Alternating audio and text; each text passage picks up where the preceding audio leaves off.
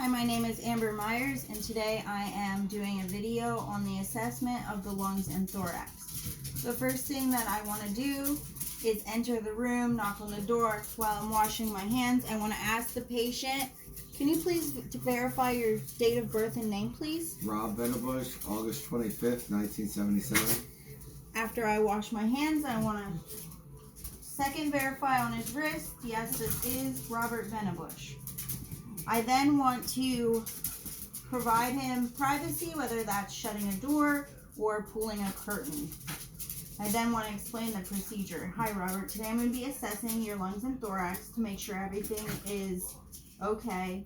I am going to be using my hands to palpate the upper chest as well as my stethoscope to listen to your lung sounds. Is that okay? Yes. The next thing that I want to do is ask him some questions relating to the assessment. Questions can be, do you or your family members have a history of any lung disease such as lung cancer or COPD? No. Have you or do you now currently smoke? No. That could be cigarettes, marijuana, or cigars? No. Okay. You have seasonal allergies? I do. Are you taking any medications Yes, for them? Zyrtec over the counter. Is that the only medication you're taking? Yes. Okay. Questions? And then I want to move on to the assessment. And so with the assessment, I want to make sure that his posture is symmetrical, as well as the side of his body is a 1-to-2 ratio with the width.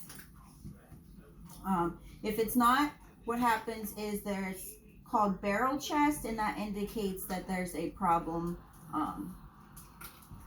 And then what I want to do is assess that he's breathing. It doesn't look like he's in any pain while he's breathing or he's gasping for air. And then I want to assess his level of consciousness, making sure that he's alert and awake. I can then check his respiratory rate. What I can do by taking his pulse and stopping halfway and pretending that I'm still taking his pulse, not to interrupt his breathing. I can count for 30 seconds.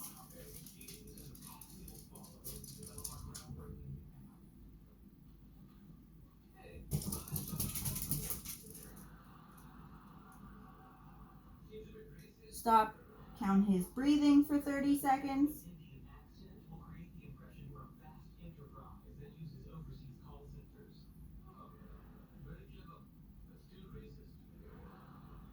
Multiply by 2, the patient has a 16 breaths per minute respiratory rate, and that is normal for an adult. The next thing I want to do is make sure that he's using the appropriate muscles when he's breathing. He's not using accessory muscles like the diaphragm, indicating that he's having trouble breathing or a hard time breathing. I then want to check his fingernails, make sure the color, light pink. And then I want to assess for club nails by bringing his fingers up, making sure that there's a diamond in there so he does not have any clubbing on his fingernails. And then what I want to do is also make sure that his skin color is normal for his ethnicity. I want to make sure there's no bluish tint indicating that he has cyanosis or yellow tint indicating pallor. The next thing I want to do before I do my assessment and oscillate for his lung sounds is make sure that I'm cleaning my stethoscope, both the earpieces and the bell on the stethoscope. I'm going to have my patient turn around.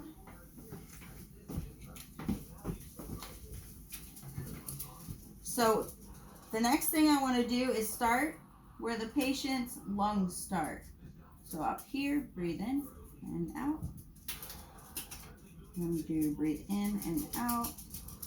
Coming in, breathe in and out. In and out. Down over to this side. Over here. Coming out a little, in and out. Out a middle, and then down here, and over here. Next step I'm going to do is palpate the back to make sure that there's no swelling or pain.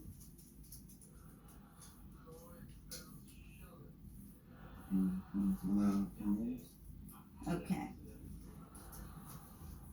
Once I do that, I am going to have the patient turn around. His lung sounds on his back were clear and he had no pain or swelling. And I'm going to begin starting with the front or the anterior portion of the body. And breathe in. Breathe in. I'm going to go here. In.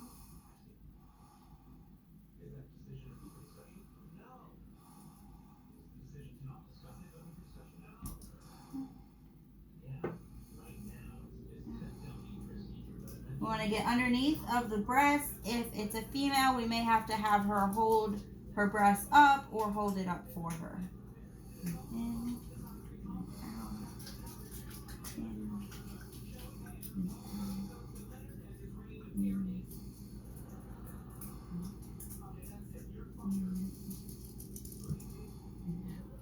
When finished, and after noticing the lung sounds are clear, we're going to palpate. Make sure there's no pain, tenderness, swelling. No. Patient has clear lung sounds as well as no pain or tenderness and swelling on the front.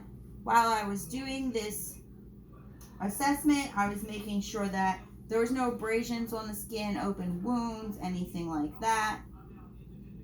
And while I was doing that, I was documenting the respiratory rate, answers to the questions,